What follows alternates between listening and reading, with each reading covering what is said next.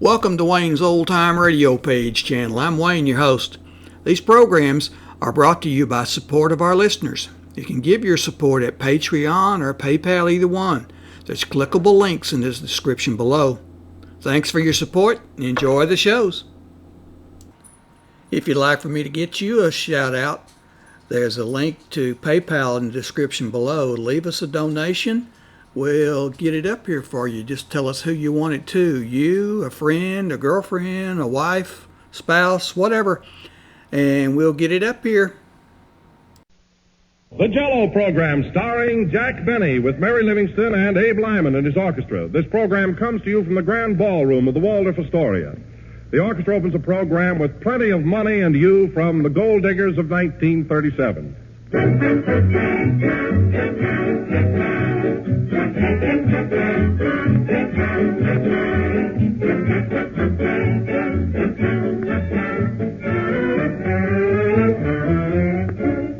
Some of our most pleasant hours are spent around the family dinner table. It's really grand to get together with mother, father, and all the rest to talk things over and enjoy good food.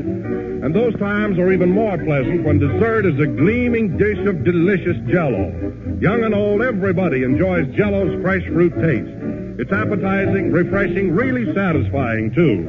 No wonder Jell-O is the most popular gelatin dessert in the entire world today. For only in genuine Jell-O do you get Jell-O's extra rich fruit flavor. So why not brighten up your family table by serving Jell-O for dessert soon? It's easy to make, good to look at, and delightful to taste. Accept no substitutes. Ask your grocer for the one and only genuine Jell-O.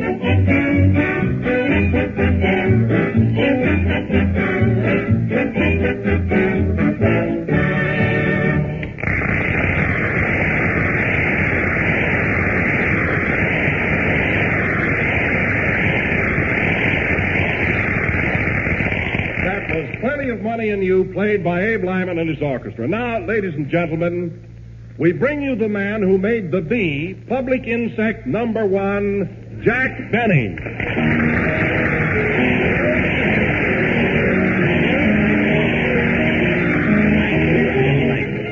Hello again. This is Jack Benny talking, and believe me, folks, I'm sure glad to be back in New York for a couple of weeks. Well, Jack, if you like it so well here, why didn't you come sooner? I couldn't, Don, not until I had vindicated myself and my violin teacher. Oh, I see. Now that I've played the bee, I can walk down Broadway with head high, unashamed. Oh, Jack, I thought you did a great job. Did you bring your violin with you? No, I sent it to Honolulu for a rest. For a rest? Yeah. If you'd been missing for days and then had the bee played on you, you'd want a rest, too. Well, all I did was hear it, and I could stand a vacation.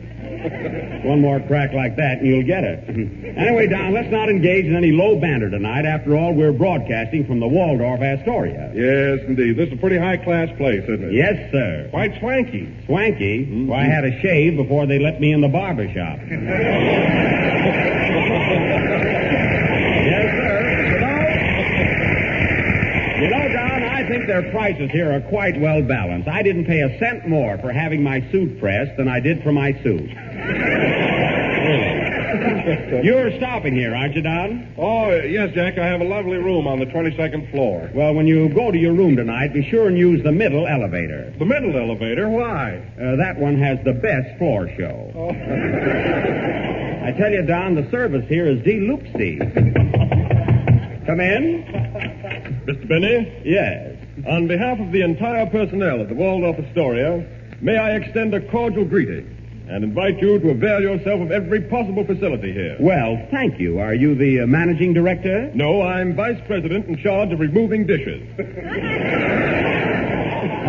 busboy. Yes, in the vernacular. Here's my card. Your card, thank you. Well, that's odd, a round card. It's also a butterplate. Goodbye. Gentlemanly fellow, wasn't he? Yes, rather. Yes. Hello, Jack. Is this the place? Oh, hello, Mary. Well,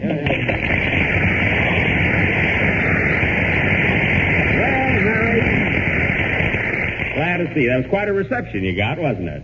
Yeah, but there's one man in the second row who wasn't applauding. Where? Right over there. Well, oh, no wonder, Mary. The poor fellow has one arm in a sling. Well, it wouldn't hurt him to slap his face for a friend. That's right. Well, Mary, we sure missed you last week, didn't we, Don? Well, I'll say we did. Oh, hello, Don. I didn't see you. How are you, Mary? Gee, you've changed. Look, Jack, he's lost his double chin. Quiet, it's in his collar. Say, Mary, you've been in New York all alone for a week. What have you been doing? Plenty, and I wasn't alone. Oh. You remember the fellow I wrote you about that I met on the train? Oh, you mean that salesman? Yeah. Hey, wait a minute. You told me in your letter he got off at Cleveland. Just to mail that letter. He got right on again. Oh. So he's the guy that's been taking you out. Huh? Yeah. I saw all the good shows. And, oh, Jack, there's one show that you shouldn't miss. Really? It's called, gee, I can't think of the name of it. Was it Stage Door? No. Red Hot and Blue? No, that's funny. I saw the name stamped right on the towel in my hotel. The name stamped on the towel in your hotel? I got it. You can't take it with you. Oh, sure. There's nothing like drying yourself with a good show. Say, Jack. Yeah? Where's Phil Harris? Phil Harris, darn it. I left him in Hollywood. I forgot my pajamas, too. Oh, Jack, Phil asked me to tell you that he'll join us just as soon as he's through making that picture. Oh, yes. Don, come here a minute, will you? This Abe Lyman who's leading the orchestra, what kind of a guy is he? Personally, I mean. Well, Jack, he's really an awfully nice fellow. You like him, I'm sure. Abe, you know Jack Benny, don't you? Sure. How are you, Jack? Fine, Abe. Funny, you and I have never worked together before, have we? No, and I'm very happy to have this opportunity. Well, thanks. Seems to be quite a regular fellow, Don. Now, Abe, this being your first appearance with me, I'd like to start you off on the right foot. You don't mind, do you? Well, I just want it understood that I'm head man here, and whatever I say goes. Do you understand? And, furthermore, I want this settled right now so we won't have any trouble in the future. Is that clear? Are you through? Yes. Now, let me tell you something. You might beat Buck Benny, but don't try to ride me.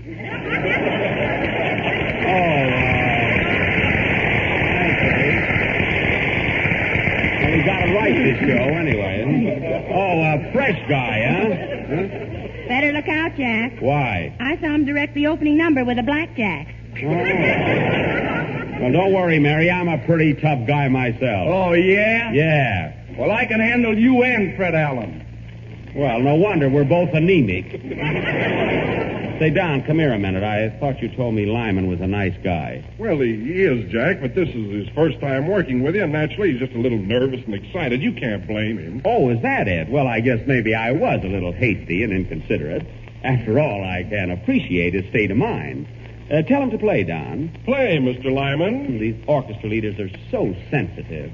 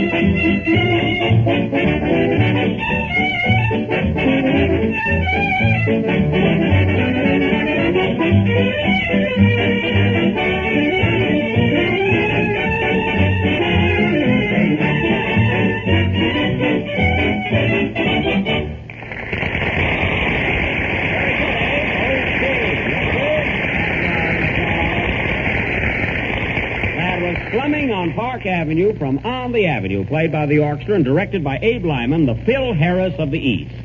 And very good, Abe. Thanks. Oh, by the way, Abe, you don't mind if I describe you to our radio audience, do you? After all, a little word picture wouldn't be amiss. No, go right ahead, but just be careful what you say, that's all. Now, wait a minute. Let's not start that all over again. This is my program, and I'll say anything I want to. You're going to sound awfully funny with my fist in your mouth. Everything happens to me. Are you going to stand for that, Jack? I ain't sitting down, honey. You will in a minute, Toots.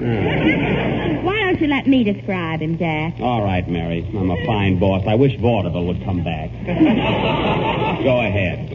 Well, in describing Abe Lyman, I would say that he's good-looking, rather tall, dark, and extremely romantic. Now, how do you know he's romantic? I haven't been to New York a week for nothing. Hi, Abe. Hiya, babe. Hey, wait a minute, Mary. I thought you told me you went out with a salesman. That's Abe, all right. Oh, I see. Speaking of Mr. Lyman, let me tell you about jell-o. It tastes twice as good as ever before and has those 6 delicious flavors: strawberry, raspberry, cherry, orange, lemon, and lemon. Hey! Oh, kidding. That's very clever now. That was good. Imagine if Phil was here and you had to say orange, lemon, and Harris. That wouldn't fit, you know? Hello, Jack and Mary. How you, darling? Hello, Kenny. How are you, Kenny?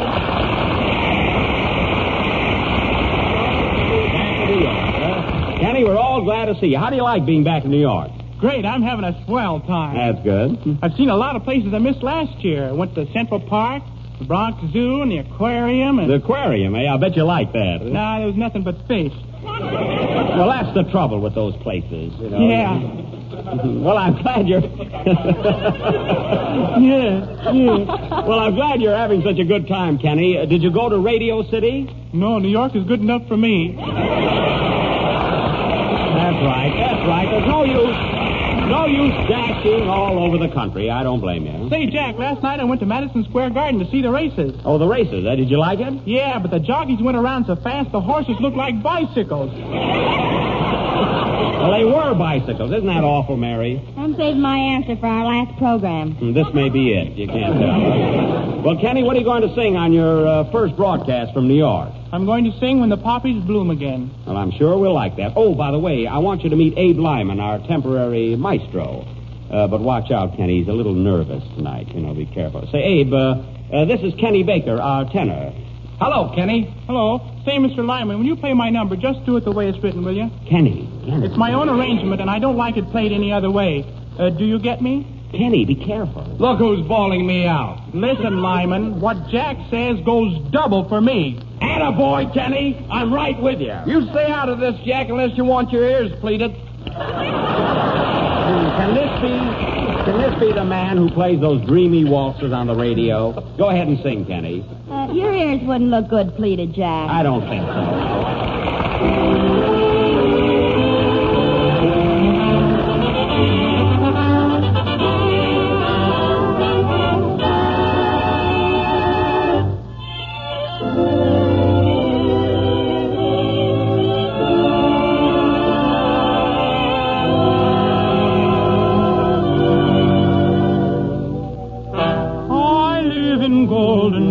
Of memory, when love was everything to you and me, but love undying still keeps me sighing. My heart is crying for you alone. When the again, I'll remember you there beside the river Seine, where we kissed adieu. When you told me not to cry, held me tenderly, but that kiss was our goodbye. You were gone from me. My lonely footsteps stray where you must end. never stay. I place a sweet bouquet, my token of love.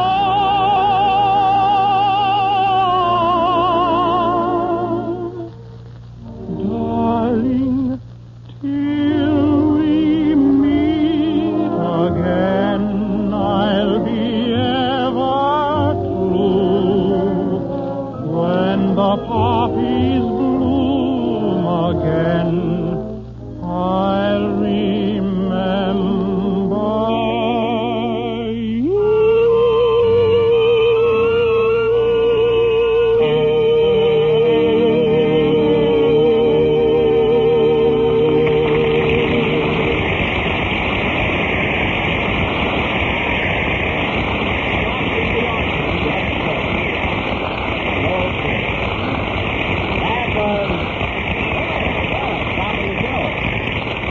That's what I call stopping the show. I may not stop it myself, Kenny, but I'll slow it up a whole lot. That was Kenny Baker singing When the Poppies Bloom Again, accompanied by the Gas House Gang.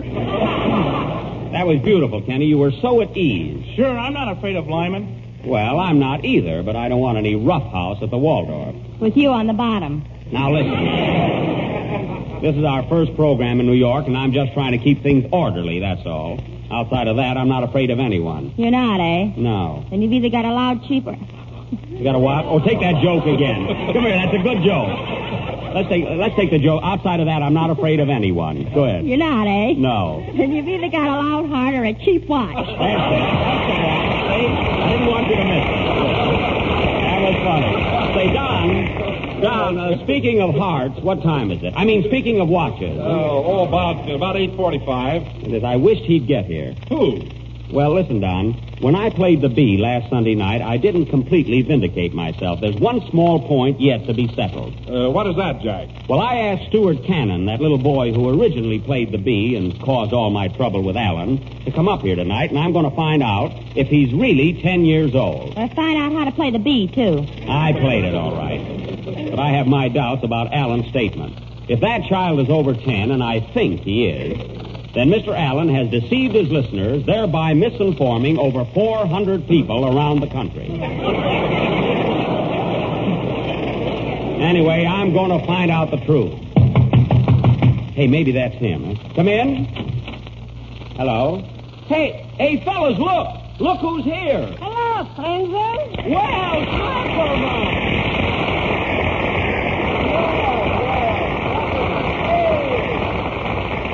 Yes, Mr. Slapperman, I'm sure glad to see you. Well, the feeling is neutral. Thank you. Jack, so soon when I found out you was in New York, I rushed right down from Boston to see you. From Boston, eh? Well, that was nice of you, Slap. I am my out of breath. I should have taken the train.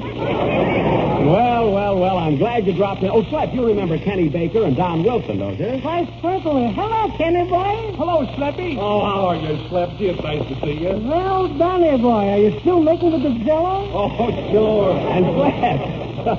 Slap, here's Mary. My goodness, Mary, you're a sight for chopped ice. You know, I'd asked you for a little kiss, but my wife is listening in. Oh, come on. Maybe it'll sound like that. Hey, Slap. Leave me alone. I'm delirious. How was it, Mary? I don't know. It was standing on my feet. Oh. Slap, tell me something about yourself. What are you doing these days? Well, Jack, I'm in the hotel business. The hotel business? Yeah. I didn't know that. What's the name of your hotel? Slapperman's Little Gypsy Tea Room.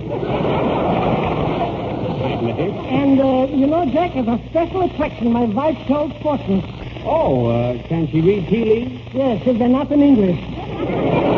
Well, tell me, Slap, how big a hotel have you? 25 rooms, and so clean you can eat in them. Oh, how about sleeping in them? That I wouldn't recommend. 25 rooms, eh? Have you got an elevator? I had one, but it got stuck, so I made another room out of it. Well, that was clever.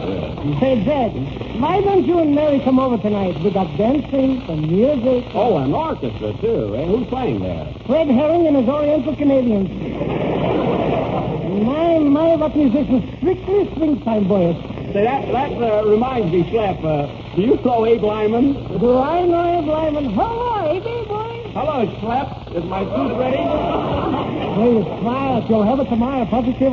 Oh, a tailor, too, huh? Say, Slap, you certainly branched out since I last saw you. Hotel, tea room, tailor. You're certainly in a lot of businesses. Hold on to your watch, Jack. You might have a pawn shop. A pawn shop, huh? What do you think hangs from my sign? 3 oranges? Well, you certainly don't believe in putting all your eggs in one business, do you? Well, Jack, it certainly was a pleasure to see you. Thanks, Slap. Come up and see us again, won't you? Why, certainly. Well, goodbye, everybody. I got work to do around here. Work to do? You mean you work here at the Waldorf Astoria, too? Sure, I'm the house detective, so take it easy. Goodbye.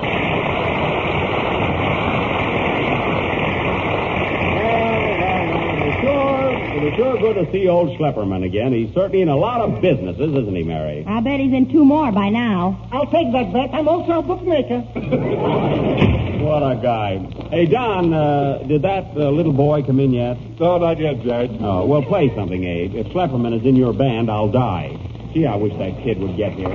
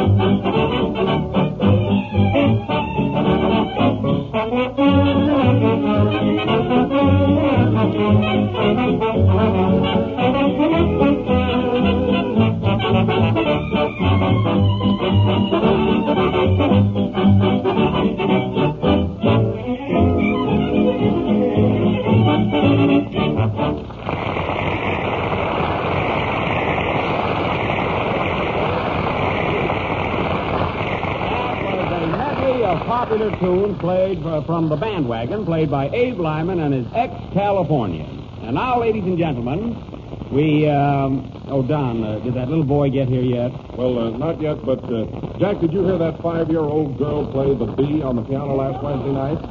You mean on Alan's program? Yes. Well, let me tell you something, Don.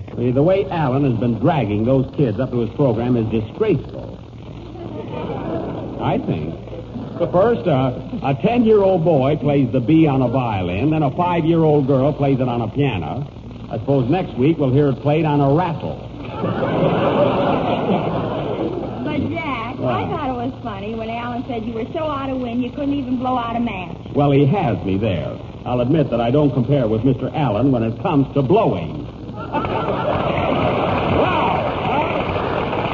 Yes, sir, I stayed away all night thinking of that gag. You could have gone to sleep and snored a better one. Yeah.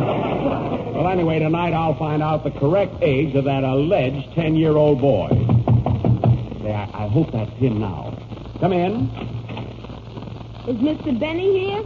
Yes, come in. Are you Stuart Canin, the little boy that played the B? Yes, sir.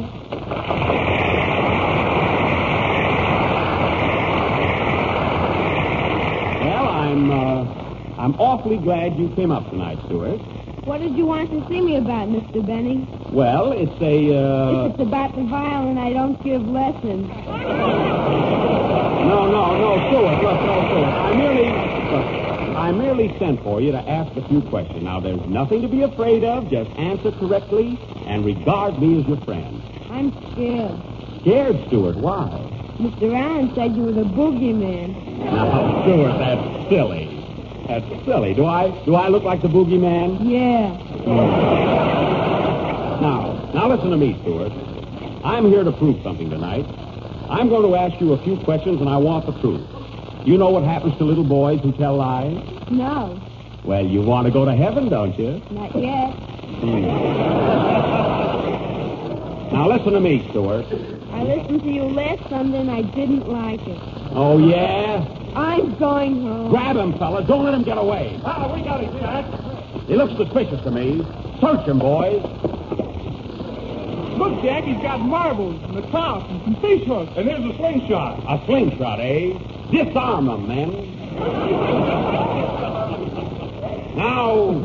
Now listen here, Stuart. Gee, you're silly. Now, that's not the point. I don't want to get tough unless I have to. And then I won't be with Abe Lyman. Quiet. Stuart, truthfully, how old are you? 10 years old. I mean your exact age. 10 years old. 10 years old, eh? Where were you on the night of January 7th, 1927? Home. Home, eh? And what were you doing home? I don't remember. You don't remember. You've been very well coached, Mr. Canin. When was your birthday? I don't remember. You don't remember. You don't remember your birthday, and yet you're positive you're 10 years old. Bah! Now, young man. What are you laughing at, Mary? I don't remember. Now, Stuart, how old were you when you first took violin lessons? Wouldn't you like to know? That's a lie. Take him, Don. I don't seem to be getting anywhere. All right, Jack. Now, Stuart, how old were you when you first started eating jell-o? 2 years. And how many delicious flavors has jell-o? 6. And how much better is it than ever before? Twice as good. There, you see, Jack, there's nothing wrong with this boy. You take him. Now, listen, Stuart. Listen to me. On the night of December 30th, 1936, you came into Fred Allen's program and played the bee, didn't you? Yes, sir. And on the night of February 3rd, 1937, at the insistence of the same Mr. Allen, you repeated that performance. Yes, sir. Now, Mr. Allen claims that you're only 10 years old. But I am only 10 years old. Yet you testified not less than 3 minutes ago that on January 7th, 1927, you were home. Yes, sir. Yet you don't remember what you were doing. So what? And what's the first thing you do remember? The stock market crash. I lost my shirt. Oh, you lost your shirt, eh? Yes, you know what that means to a baby. Yeah, quiet. Now, listen to me, Stuart. You'll remember what happened on January 7th, 1927. You'll remember what happened in 1929. You remember what happened on the nights of December 30th and February 3rd on Mr. Allen's program. And yet you don't remember your age. You're older than 10, Canin. Now, come on. Come clean. All right, Cactus Face, I'll tell. That's better. How old are you, Stuart Canin? 10 years and 4 months. Yeah. I thought so. Well, that not only exposes Fred Allen, but proves that this boy had 4 extra months to practice the bee.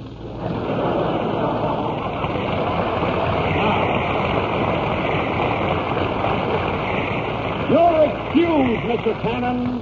I rest my case. Pop, you're intimidating the witness. Cleverman, what are you butting in for? I'm also a lawyer. Play line.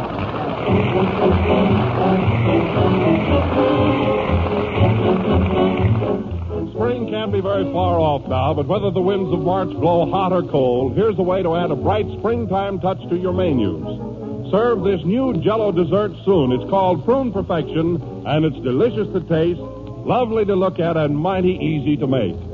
Just dissolve 1 package of strawberry jell-o in 1 pint of hot water. Chill until slightly thickened, then fold in 1 cup of finely cut up cooked prunes. Mold and serve plain or with whipped cream. You'll enjoy this clever combination of flavors, the richness of the prunes pepped up with jell-o's fresh strawberry flavor. All of jell-o's 6 delicious flavors come from fresh ripe fruit skillfully blended. So why not put jell-o on your shopping list for tomorrow and serve Prune Perfection for dessert tomorrow night? But be sure you get genuine jell-o with that extra rich fruit flavor. Look for the big red letters on the box. They spell jell-o. The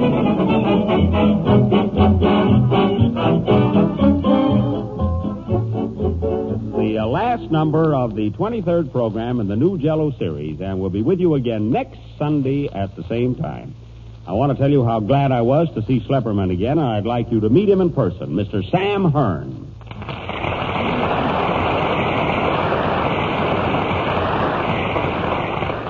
Thank you, Jack. And little Stuart Canin, who played the bee, which kept us going for weeks. Thank you. Isn't he cute, Mary? Yeah. Gee, I wish he was a couple of months older. Good night, folks.